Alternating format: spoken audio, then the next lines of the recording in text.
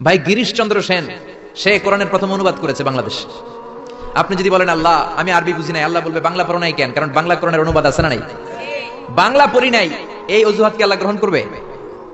এজন্য কোরআনের অনুবাদ হয়েছে বিভিন্ন ভাষায়, শত শত ভাষায় কোরআনের অনুবাদ হয়েছে।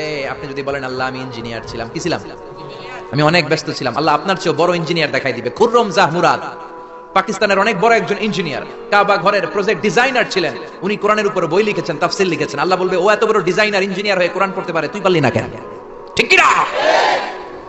আপনি যদি বলেন আল্লাহ আমি ডাক্তার ছিলাম, ডাক্তার অনেক ব্যস্ত ছিলাম, আমি এমবিবিএস করেছি, এফসিপিএস করেছি, বিদেশি ডিগ্রি নিয়েছি, এই ডিগ্রি নেওয়ার কারণে আমি আসলে পড়তে পারি নাই কোরআন, আল্লাহ মাফ করে দিবে?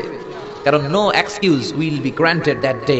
সেদিন কোনো এক্সকিউজ নাই। আল্লাহ তখন জাকির নায়েককে দাঁড় করাই দিবে, দেখো এবারে ডাক্তার, ডাক্তার কোরআন পারলো কেমনে, হাদিস বুঝলো কেমনে, চিল্লা এখন ঠিক কি না? আপনি যদি বলেন আমি পরমাণু বিজ্ঞানী, বাংলাদেশের আল্লামা শমশের আলীকে দাঁড় করাইয়া দিবে। শমশের আলী চিনেন? The scientific indications of the Holi Quran, Islamic foundation থেকে একটা বই বেরিয়েছে। উনি পরমাণু বিজ্ঞানী, বাংলাদেশের ডক্টর শমশের আলী। উনি পরমাণু বিজ্ঞানী হয়েও কোরআন বুঝে, তুই বুঝলি না কেন? হিন্দু ভাই যদি কেউ এসে থাকো আমার মাহফিলে, তোমারও আল্লাহ ধরবে, কোরআন পড়লি না কেন? আপনি বলবেন আল্লাহ আমি হিন্দু, আপনারও ছাড়বে না। ভাই গিরিশচন্দ্র সেন, সে কোরআনের প্রথম অনুবাদ করেছে বাংলাদেশ। তারপরে কৌমিতেও পড়ায়, আলিয়াতেও পড়ায়, একটা হাদিসের কিতাব আছে মিশকাতুল মাসাবি, এটার প্রথম বঙ্গানুবাদ করেছে হিন্দুর বেটা হিন্দু গিরিশচন্দ্র সেন। হিন্দু হইয়া কোরআন পারে, তুই পারলি না কেন? ঠিক কি না?